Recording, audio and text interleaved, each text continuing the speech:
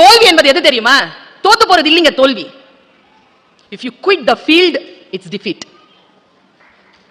ஃபீல்ட quit பண்ணாம இருக்கீங்களா? அங்கே நிக்கிறீங்களா? இப்ப பாக்ஸிங் அடிக்கிறாங்க, கீழே விழறோம். அப்படிதான் பேண்டமிக் அடிச்சது. உடனடியே தோத்து போறான் அப்படி நான் சொல்லுவாங்க இல்லையே. என்ன செய்வாங்க? கிட்ட வந்து என்ன செய்வாங்க? 1 2 3 10 எண்ணுவாங்க. இந்த 10 எண்ணிக்கைக்கும் நீ எழ மறுத்தால் தான் தோல்வி அறிவிக்கப்படுமே தவிர, வாய்ப்புகளை பயன்படுத்திக் கொள்கின்றவர்களுக்கு ஒரு காலமும் தோல்வி கிடையாது என்பதனை நிரூபித்த ஒரு காலகட்டம் தான் இந்த லாக்டவுன் பீரியட் காலகட்டம். இங்கே யார் ஒருவர் ஃபீல்டை விட்டு ஓடி போனார்களோ அவர்கள் தோற்று போனார்கள். இருந்து அதை மாடிஃபை பண்ணி அட்ஜஸ்ட் பண்ணி மற்ற விஷயங்களிலே இருந்து தாக்கு பிடித்தார்களோ அவர்கள் வாழ்க்கையில் ஜெயித்தார்கள். சூழல் அப்படித்தான் வந்து சேரும். நமக்கு ஒரு விஷயத்தை சொல்றேங்க, நான் கொஞ்சம் படிக்கிறதுல கொஞ்சம் இன்ட்ரெஸ்ட் இருக்கிற ஆளு. என்ன பிரச்சனைனா, என்னுடைய என்டர்டெயின்மெண்ட் இருக்குல்ல, உங்களை மாதிரி தானா? இப்ப பாருங்க, மற்றவர்களுக்கு என்டர்டெயின்மெண்ட் அது, ஆனா அதுதான் உங்களுக்கு பிசினஸ். சூப்பர் விஷயம் தெரியுமா? அது படிக்கிறது எனக்கு என்டர்டெயின்மெண்ட். ஆனா அந்த என்டர்டெயின்மெண்ட் என்ன பண்ணுது? சம்பாதிக்க வைக்குது, செல்வாக்கு தருது, பயணம் தருகிறது, புகழ் தருகிறது, என்னை நானே இந்த துறையில் நிறுத்திக் கொள்வதற்கான அத்தனை சாத்தியக்கூறுகளும் தருகிறது. என்ன என்டர்டெயின்மெண்டா நான் செய்யற ஒரு விஷயம். எந்த பிசினஸ்லயும் இருங்க, எந்த பிசினஸ்ல வேணாலும் இருங்க, எதுக்காக வந்தோமோ, எந்த காரியத்திற்காக நீங்கள் கிளம்பி வந்திருக்கிறீர்களோ அந்த பிசினஸ் கவனமா பாருங்க. அவர்கள் தான் ஜெயிக்கிறார்கள். எந்த நேரத்திலும் கவனம் சிதறாமல் ஒரு விஷயத்தில் இருக்கக்கூடியவர்கள் ஜெயிக்கிறார்கள். வீட்டில் இருக்கக்கூடிய பெண்களுக்கு ஆதரவு தாருங்கள், அவர்கள் பறப்பார்கள். அவர்கள் வானத்தில் பறக்கின்ற பொழுது உடன் இருப்பவர்களையும் அழைத்துக் கொண்டு பறப்பார்கள் என்கின்ற ஒரு வார்த்தையை அவங்க சொன்னாங்க. பெண்களுக்கு இருக்கக்கூடிய குவாலிட்டி அது. வளர்கின்ற பொழுது அடுத்தவர்களையும் சேர்த்து அடுத்தவர்களையும் எடுத்துக்கொண்டு வானத்தில் பறக்கக்கூடிய அந்த விஷயம். ஆண்கள் இப்ப நான் சொல்ற விஷயத்தை மறந்துடணும். ஒரு ப்ராமிஸ், தலையாற்ற பார்த்தாலே நீ சொல்லு அப்புறமா முடிவு பண்ணிக்கலாங்கிற மாதிரி இருக்கு. பெண்கள் மறக்க கூடாது. If you promise I will tell. ஆண்கள் தான் ப்ராமிஸ் பண்ண, ஏன்னா பெண்கள் இதை மறக்கவே மாட்டாங்க. இப்ப நான் சொல்ல போறதுக்கு சத்தியமா மறக்க மாட்டீங்க. ஆண்கள் ப்ராமிஸ் பண்ணணும், மறந்துருவோம், இந்த ஆயுதத்தை பயன்படுத்த மாட்டோம்னு. சிந்தனை தான் நமக்கு வரணும். I really admire them. வாழ்க்கையில் பெண்களுக்கு பல சிக்கல்கள் வரும். இந்த ஃபீல்ட்ல நீங்க இருக்கிறீங்கல்ல, எந்த ஃபீல்ட்ல இருந்தாலும், not only even management, எந்த ஃபீல்ட்ல இருந்தாலும் பெண்களுக்கு சிக்கல்கள் இருக்கு. ஆண்களுக்கு சிக்கல் அவர்கள் உருவாக்கி கொண்டால் தான், பெண்களுக்கு உருவாக்கவே வேண்டாம், போனாலே வரும். அதை சமாளிக்கணும் நாம. பெண்களாக இருந்து ஒரு விஷயத்துல ஜெயிக்கிறது இருக்குல்ல. ஒரு விஷயத்தை சொல்றேன், இப்ப இவர் சார் வந்து இந்த சேர்ல உட்கார்ந்து இருக்காருன்னா அவர் உட்கார்றதுக்கு பெரிய போராட்டம்லாம் ஒண்ணும் கிடையாது. ஆனா ஒரு பெண் உட்கார்ந்திருக்கான்னு சொன்னா 8000 ஆண்டு கால போராட்டத்திற்கு பிறகுதான் சபையில் ஒரு பெண் உட்கார்வதற்கான சூழலே வந்து சேர்ந்தது. ஒரு பெரிய போராட்டம் இருக்கு நமக்கு. முதல்ல அந்த போராட்டத்தை நம்ம புரிஞ்சுக்கணும். போராட்டத்தை புரிஞ்சுக்கணும். பெண்ணுக்கு வரக்கூடிய மிகப்பெரிய சிக்கல் என்ன? நான் ஒரு விஷயத்தை கிளியர் கட்டா சொல்றேன். ஆணுக்கும் பெண்ணுக்கும் சரிநிகர் சமானமாக எல்லாம் நமக்கு தேவைப்படுகிறது. ஒரு விஷயத்தை மட்டும் நம்ம ரொம்ப கிளியரா நம்ம மனசுல வச்சுக்கணும். நாம வேற, ஆண்கள் வேற. First point. பிசிக்ஸ் வேற, பயாலஜி உள்ள வேற, சைக்காலஜி வேற. ஹியூமன் அப்படினா ரெண்டு பேரும் ஒண்ணு, ஆனா ரெண்டு வேற வேற. இப்படி சொல்லலாம். பெண் பூமி, ஆண் வானம். அவர்களுடைய எல்லை வேற. பெண்ணினுடைய அழகியல், அதனுடைய ஆழம், அதனுடைய ரகசியங்கள், அதனுடைய அழுத்தம், அதனுடைய உயிர்ப்பு தன்மைங்கிறது வேற. பெண் பூமி, ஆண் வானம். வானத்தை பார்க்காம பூமியிலேயே வாழ்ந்துடலாம், ஆனால் வானம் இல்லாமல் பூமி இல்லை. இதை புரிஞ்சுக்கோங்க. முதல்ல இந்த கான்செப்டை புரிஞ்சுக்கோங்க. ஆண்கள் நமக்கு எதிரிகள் கிடையாது.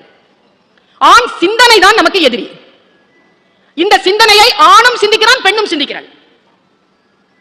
பெண்ணுக்கு ஆதரவான பெண்மொழியை ஆணும் பேசுகிறான், பெண்ணும் பேசுகிறாள். பெண்ணுக்கு எதிரான சிந்தனை தான் ஒழிக்கப்பட வேண்டுமே தவிர ஆண்கள் ஒழிக்கப்பட வேண்டியவர்கள் கிடையாது. ஃபர்ஸ்ட் இந்த விஷயத்தை பேஸா வச்சுக்கோங்க. பொது வாழ்க்கையில வரணும்னா இத பேஸா வச்சுக்கோங்க. ஆண்கள் நமக்கு எதிரிகள் கிடையாது. அதே மாதிரி பெண்கள் பற்றி ஏதேனும் ஏற்ற கருத்துக்கள் சொன்னால் அது ஆண்களுக்கு எதிரானது கிடையாது. பேஸ். இந்த பேஸை யார் ஒருவர் புரிஞ்சுக்கிறாங்களோ அவர்கள் வாழ்க்கையில் ஜெயிக்கிறார்கள். இப்ப நான் ஒரு விஷயத்தை சொல்றேன். பெண்ணினுடைய சைக்காலஜி இருக்குல்ல, பல நேரங்களில் பெண்ணினுடைய சைக்காலஜில தான் பெண்ணை அடிக்கிறதே. பெண் அடி வாங்குறது அந்த சைக்காலஜில தான். இப்ப நான் வந்து உங்களுக்கு ஒரு முடிச்சு அவிழ்த்து கொடுக்க போறேன். நான் பேசியதை கேட்டதற்கு பிறகு இந்த ஆண்கள் ஒரு விஷயம் மறந்துட சொன்னேன்ல, அவங்க ஞாபகம் வச்சுக்கிட்டு உங்ககிட்ட வந்தாலும் அந்த ஆயுதம் உங்களுக்கு செல்லாது. ஆனா என் பேச்சை இப்ப சபையில கேட்காம சில பெண்கள் இருக்கிறாங்கல்ல, அவங்களுக்கு எதிராக இவர்கள் ஆயுதத்தை தூக்கினால் அவர்கள் தப்பிக்க மாட்டார்கள். அதனால்தான் அவர்களை மறந்துவிட சொன்னேன். உங்களுக்கு எதிரா இப்ப நான் சொன்னதுக்கு அப்புறமா உங்களுக்கு எதிரா அந்த ஆயுதம் செல்லாது. இப்ப நான் அந்த ஆயுதம் என்னங்கறத சொல்லி கொடுக்கிறேன். அந்த ஆயுதத்தை எப்படி எதிர்கொள்வதுன்றத சொல்லி தரேன். பெண்கள் இதை மட்டும் புரிஞ்சுக்கோங்க. என்னதான் இருந்தாலும் பெண்களே, அகம் புறம் என்று பெண்ணுக்கு 2 வாழ்க்கை உண்டு, ஆணுக்கு போலவே. ஆண்கள் இதை புரிஞ்சுக்கணும், பேரன்பு கொண்டு புரிந்து கொள்ளுங்கள். புற வாழ்க்கைக்கு வரக்கூடிய பெண்ணுக்கு பல நேரங்களில் அக வாழ்க்கை மறுக்கப்படுது. பெரிய சவால். புற வாழ்க்கையில் இருக்கக்கூடிய பெண் அக வாழ்க்கையில் ஜெயிக்கிறதுங்கிறது பெரிய சவால். ஆனால் புற வாழ்க்கையில் ஜெயிக்கக்கூடிய ஆணை கொண்டாடுவதற்கு அக வாழ்க்கையில பெண்கள் கியூ கட்டிட்டு நிக்கிறாங்க. வெளியில போய் ஜெயிச்சுட்டு ஆணை கொண்டாடுறதுக்கு அவ்வளவு பெண்கள் இருக்கிறார்கள். ஆனால் வெளியில் ஜெயித்து வரக்கூடிய பெண்ணை கொண்டாடுவதற்கு வீட்டிற்குள் ஆண்கள் அவ்வளவாக இருப்பதில்லை. அதனாலதான் அந்த அம்மா சொல்லிச்சு, சப்போர்ட் விமன் அப்படின்னு சொன்னாங்க ஒரு வார்த்தை. Support women. உமனை சப்போர்ட் பண்ணுங்க. அப்ப வரலா. எனக்கு எப்பவுமே சில நேரங்கள்ல நான் மேடையில பேச போறதுக்கு முன்னால சொல்லுவாங்க, இன்றைக்கு ஒரு பெண் பேச்சாளரை அழைத்திருக்கிறோம். ஒரு பெண் பேச்சாளர் பர்வீன் சுல்தானா. சரி, ஒரு ஆண் பேச்சாளரை கூப்பிடுறியே, ஆண் பேச்சாளர்னு சொல்றியா? இவர் ஆண் பேச்சாளர் அப்படின்னு சொல்றியா? ஏன் பெண் பேச்சாளரை மட்டும் பெண் பேச்சாளர்னு சொல்ற? பேச்சாளர்னு சொல்ல, எல்லாம் ஒண்ணுதானே. உலகத்தில் எல்லா நாடுகளிலும் குழந்தைகள் பிறக்கிறார்கள். நம் இந்தியாவில் தான் அவர்கள் ஆண்களாகவும் பெண்களாகவும் பிறக்கிறார்கள். இந்த பயஸ் இருக்குல்ல, ஜெண்டர் பயஸ், பொது வாழ்க்கையில் வருகின்ற பொழுது ஸ்டே ப்ரொஃபஷனல். பெண்களுக்கு நான் சொல்றேன், என் சகோதரிகளுக்கு சொல்றேன், என் மகள்களுக்கு சொல்கிறேன், don't be personalized in official matters. stay professional. officialல personal matter கலக்காதவர்கள் தான் professionalismத்தை மெயின்டைன் பண்ணுவாங்க. இந்த சைக்காலஜியை முதல்ல புரிஞ்சுக்கோங்க.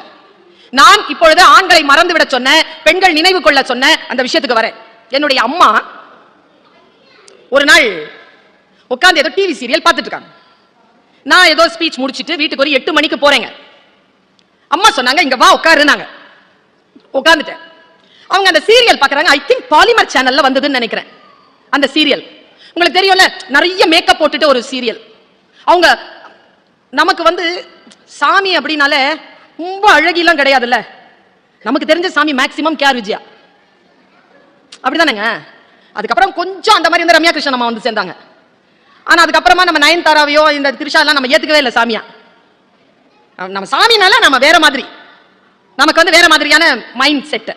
ஆனா வடநாட்டு பெண்கள் இந்த சாமி வேஷத்துல அவ்வளவு அழகிங்கெல்லாம் வந்து நின்றுட்டு இருக்காங்க. நான் அந்த படத்தை அந்த அவங்களோட உட்காந்து பார்க்கறேன். ரொம்ப ஓப்பனா நான் அவங்க கிட்ட பேசிட்டு இருக்கேன். பயங்கர மேக்கப்ல இருக்கிறாங்க, பேரழகிகளா இருக்காங்க. இவ்வளவுதாங்க விஷயம். நான் ஒரு விஷயத்தை சொல்றேன், அதுக்குள்ள வந்து நீங்க அப்ளை பண்ணிக்கோங்க, லைஃப் அப்ளை பண்ணிக்கோங்க. ஆதிபராசக்திக்கு துர்கா அப்படின்னு ஒரு பேர் உண்டு, துர்கை. இந்த துர்கா அப்படிங்கிற பேர் ஏன் வந்துச்சுங்கிறது தான் அந்த சீரியல், அந்த பார்ட் போகுது. எங்க அம்மா உட்காந்து பார்த்துட்டே இருக்காங்க, நானும் பார்த்துட்டே இருக்கிறேன். கவனிச்சியா? நாங்க எங்க அம்மா கவனிக்கிறேன்னு 2 பேருமே சைலண்டா 25 மினிட்ஸ் பார்த்தோம் வித்வுட் பிரேக். பெரிய உண்மை எனக்கு ஒண்ணு தெரிஞ்சது, அதை அப்படியே பகிர்ந்துக்கிறேன். துர்கா மாசுர் அப்படிங்கிற ஒரு ராட்சதன், அரக்கன்.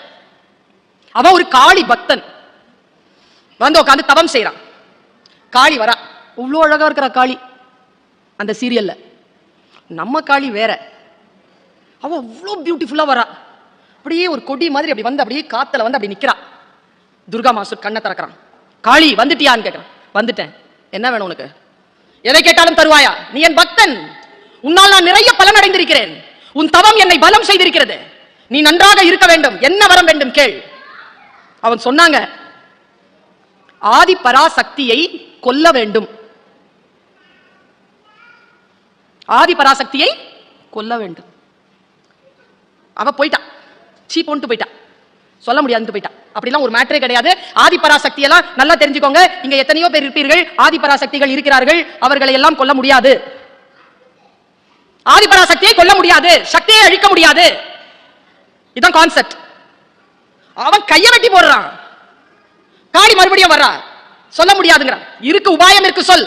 இந்த கையை வெட்டுறான், அவ போயிட்டா. கழுத்தை வெட்டுறாங்க. அம்மாவால தாங்க முடியல, வந்துட்டா. என்னடா வேணும் உனக்கு? ஆதி பராசக்தியை கொல்லணும், உபாயம் சொல். காளிக்கு உபாயம் தெரியும். ஆண்களே, இப்பொழுது காளி சொன்ன ஆதி பராசக்தியை வெல்லுகின்ற உபாயத்தை சொல்ல போகிறேன். தயவு செய்து மறந்து விடுங்கள். சொல்றா, ஆதி பராசக்தியை கொல்ல முடியாது, ஆனால் அவள் பலத்தை குறைக்க முடியும். அவள் பலம் குறைகின்ற பொழுது நீ அவளை கொல்லலாம், அது உன் சாமர்த்தியம். அவள் பலத்தை குறைக்கிறது மட்டும் சொல்லி தரேன்டா. சரி சொல்லு. சொன்னாங்க பாருங்க உபாயம். நீ போருக்கு அவளை கூப்பிடு, ஃபீல்டு கூப்பிடு, வருவா. எல்லார் முன்னாலையும் அவளை உனக்கு எவ்வளவுக்கு எவ்வளவு திட்டணும்னு தோணுதோ, எவ்வளவு அவமானப்படுத்தணும்னு தோணுதோ, எவ்வளவுக்கு எவ்வளவு அவளை பத்தி கெட்டதா சொல்லணுமோ சொல்லு. சொன்னா ஆதிபராசக்தி மிரள்வா. கெட்ட வார்த்தைகளை அவளால் தாங்க முடியாது, அவமானத்தை அவளால் தாங்க முடியாது. நீ அவளை பேசு, அவ பலம் குறைவா பாரு, அப்ப நீ வந்து வாழ சீவு. இவன் ஆரம்பிக்கிறாங்க. அவள் அழகை குறை சொல்கிறான், அவள் ஒழுக்கத்தை குறை சொல்கிறான், அவள் ஆற்றலை குறை சொல்கிறான், அவளுடைய கேரக்டர் அசாசினேட் பண்றான். பேசிட்டே இருக்கும்போது எனக்கு முன்னால இப்படி எல்லாம் பேசுறானான்னு சொல்லிட்டு அப்படியே பலம் குறைகிறா பாருங்க. அவன் ஆயுதத்தை எடுக்கும்போது சிவபெருமான் வந்து தன் சக்தியை கொடுத்து ஆதிபராசக்தியை மறுபடியும் சக்தி பெற செய்து ஆதிபராசக்தி துர்கா மாசுரை கொள்கிறாள். துர்கா என்கின்ற பெயர் அவளுக்கு வந்து சேருது. இவ்வளவுதான் மேட்டர். இதுல சொன்ன ரகசியம் என்ன தெரியுமா? ஒரு பெண்ணை வீழ்த்த வேண்டும் என்று சொன்னால் அவளுக்கு எதிராக அவளை அவமானம் செய்யும் வகையிலே அவதூறை பேசுங்கள். பேசினால் அவள் பலம் குறைவாள். உங்க எல்லார்கிட்டையும் சொல்றேன், நம்ம ஆதிபராசக்தின்னு முடிவு பண்ணிட்டோம்னா நம்ம முன்னால எந்த அசுரன் வந்து நமக்கு எதிராக எவ்வளவு அவதூறை சொன்னாலும் இதை நான் ஏற்க மாட்டேன் என்று சொல்லக்கூடிய சக்தி வாய்ந்தவர்கள் சிவபெருமான்களுக்காக காத்திருக்க வேண்டிய அவசியம் கிடையாது. இந்த ரகசியத்தை மட்டும் புரிந்து கொள்ளுங்கள். ஒரு 10 நாளைக்கு முன்னால என்ன கல்லூரியில ஒருத்தங்க என்ன தேடி வந்தாங்க. அவங்க பேர் அண்ணா. மேடம் தேங்க்ஸ் சொல்லிட்டு போயிட்டாங்க. 2 மணி நேரம் வெயிட் பண்ணாங்க என்ன பாக்குறதுக்கு. தேங்க்ஸ் அப்படின்னு சொல்லிட்டு போயிட்டாங்க. நான் பின்னால ஓடுறேன். எதுக்கு வந்தீங்க? 2 மணி நேரம் நின்னீங்க, தேங்க்ஸ் சொல்லிட்டு. நீங்க சொன்னீங்க ஏதோ ஒரு வார்த்தை, அது என்ன காப்பாத்திருச்சு. இன்னைக்கு நான் உயிரோட இருக்கிறதுக்கு காரணம் அந்த சொல். நான் உங்களுக்கு தேங்க்ஸ் சொல்றேன்னு சொன்னாங்க. என்ன சொல்லுன்னு கேட்டேன். இப்போ ஆதிபராசக்திக்காக நான் சொன்ன வார்த்தையும் இதோ அவர் சொல்ல போகிற வார்த்தைக்கும் நடுவுல லிங்க் இருக்கிறதுனால நான் சொல்றேன். அண்ணா சொன்னார், நீங்க ஏதோ ஒரு மீட்டிங்ல பேசுனீங்க, நான் இன்னைக்கு உயிரோட இருக்கிறதுக்கு அது காரணம். என்ன சொன்னங்க? எல்லாரும் ஒரு நாள் சாக போறோம், லேட்டா வந்தவங்கள வேடிக்கை பார்க்க கூடாது. முக்கியமான மேட்டர் மிஸ் ஆயிரு. அவங்க சொன்னாங்க சாவு எல்லாருக்கும் வரும், எல்லாரும் ஒரு நாள் சாவு போறோம். ஆனா நாம சாவணும்ன்ற முடிவோட நம்ம முன்னால சுத்திட்டு இருப்பான் பாரு சில பேர், அவனுங்களுக்கு முன்னால மட்டும் செத்துறக்கூடாது. இவ்வளவுதான் அவர்களுக்கு கொடுக்கிற பதில். ஒருத்தரை வீழ்த்துவதற்கு அவர்களுடைய துஷ்டத்தனங்களால் நான் பாதிப்படையவில்லை என்பதனை காட்டுகின்ற பொழுதே முன்னால் இருக்கின்றவர்கள் வீழ்ந்து போகிறார்கள். அவர்களுக்கு தனியாக எந்த சதிவேலையும் செய்ய வேண்டிய அவசியம் கிடையாது. பெண்ணிற்கான புரிதல் இருக்குல்ல, அந்த பெண்ணிற்கான புரிதல்ங்கிறது ரொம்ப பெருசுங்க. நான் சமீபத்தில் இந்த பேண்டமிக் பீரியடுக்காக சொல்லிட்டு இருக்கேன், எல்லாருக்கும் சொல்றேன். வாழ்க்கை நம்மை போட்டு துவச்சி எடுத்திருக்கு. நம்ம செஞ்ச பெரிய பிழை என்ன தெரியுமா? சேவிங்ஸ் எல்லாத்தையும் சும்மா இருக்கிறோங்கிறதுனால பல்வேறு விதமான ஆக்கப்பூர்வமான காரியங்கள்ல பயன்படுத்திட்டோம். இனி சம்பாதிக்கணும். சம்பாதிக்கலனா அடுத்த நாட்கள் அவ்வளவு வளமாக நகராது. பூமியில் 8வது முறை தடுக்கி விழுந்தவனை பார்த்து பூமி தாய் கேட்டாலாம், 7 முறை ஏற்கனவே எழுந்து நின்றவன் அல்லவா நீன்னு. எழுந்து நிற்கிறது இருக்குல்ல, நான் உங்களுக்கு ஒரு வாய்ப்பு சொல்றேன். இன்னைக்கு நைட் முடிஞ்சா பெண்கள் முக்கியமா நான் ஒரு டோர்னமெண்ட் சொல்றேன். Just go and watch that tournament. ஒலிம்பிக்ல சாக்ஷி மலிக்னு ஒருத்தங்க, அவங்க பிரான்ஸ் வாங்கிட்டு வந்தாங்க. சிந்துவை பத்தி நம்ம பேசுறோம் நிறைய, சாக்ஷி மலிக் பத்தி பேசுறதே இல்லை நாம. அதுல ஒரு பாலிடிக்ஸ் இருக்கு. மெய்தீண்டல் அந்த போட்டி, மெய்தீண்டல் போட்டியில தான் அவங்க அடிச்சாங்க பிரான்ஸ். இன்னைக்கு போய் லாஸ்ட் அந்த டோர்னமெண்ட் மட்டும் போட்டு பாருங்க. இன்னைக்கு கூட நிறைய பேர் சொன்னாங்க வரும் வழியில மன சோர்வா இருக்கும்போது உங்க பேச்ச கேட்பேன் மேடம்னு. நான் சோர்வா இருக்கும்போது என்ன நான் பண்றேங்கிறத சொல்லிட்டு இருக்கிறேன். நான் சாக்ஷி மலிக்க பாக்குறேன், நான் அருணிமா சின்ஹாவை பார்க்கிறேன், நான் தோற்று எழுந்து நிற்கின்றவர்களை பார்க்கிறேன். நெவர் கிவ் அப் அப்படிங்கிற வார்த்தையோடு இருக்கக்கூடியவர்கள் எனக்கு உற்சாகத்தை தருகிறார்கள். இந்த எண்ணத்தைன்னு சொல்லி திரியிற ஆட்கள் என் பக்கத்திலே வர முடியாது. நெகட்டிவா யாராவது இருந்தாங்கன்னு வச்சுக்கோங்களேன், ஜஸ்ட் டிராப் देम. அவங்க கூட கூட இருக்காதீங்க. அண்ண முடியாது, ஒன்னும் சரியில்லை, பொண்டாட்டி சரியில்லை, புள்ள சரியில்லை, வேலை சரியில்லை, சூழல் சரியில்லை, ஜுரம் வந்துருச்சு, வேக்சின் கிடைக்கல, நம்பலாமான்னு தெரியல, பயமா இருக்குது, என்ன செய்யறதுன்னு தெரியல, காசு இல்லை, இப்படியே சொல்லிட்டே வந்தான ஒருத்தன் பஸ்ல. ஊட்டி மேல ஏறிட்டு இருக்கு பஸ். ஒன்னும் சரியில்லை, ஒன்னும் சரியில்லை, என்ன ஒன்னும் சரியில்லை. டிரைவர் சொன்னாராம், எல்லாம் சரியா போயிடும், கவலைப்பட. எப்படி சொல்ற? இப்ப எனக்கு கூட தான் கண்ணு தெரியல, நான் ஓட்டல, நான் வண்டி ஓட்டல, நம்பிக்கை தான் என் வாழ்க்கை. உனக்கும் கீழே உள்ளவர் கோடி. அவங்க சுத்திட்டு இருக்கிறத பார்த்து என்ன நினைக்கிறீங்க? எல்லா பலங்களோடும் இல்லை. வீரன் என்பவன் யார் தெரியுமா? பயத்தை காட்டாதவன். வன்முறையாளனுக்கு வீரனுக்கு இருக்கிற வித்தியாசம் என்ன தெரியுமா? வன்முறையாளன் உடனே ஆக்ட் பண்ணுவான், வீரன் ஒரு 2 நிமிஷம் சஸ்டைன் பண்ணுவான், அவ்வளவுதான். எவன் சஸ்டைன் பண்ணிக்கிறானோ அவன் வீரன், உடனே ரியாக்ட் பண்றவன் வன்முறையாளன். ஜஸ்ட் சஸ்டைன் பண்ணி பாருங்க. பெண்களுக்கு சொல்றேன், வலி இருக்குமா? வலி இல்லாதவர்கள் யார்? வலி இருக்குன்னா உயிரோட இருக்கிறோம்னு அர்த்தம். Don't suffer, feel the pain. Just feel the pain. Pain is sensation.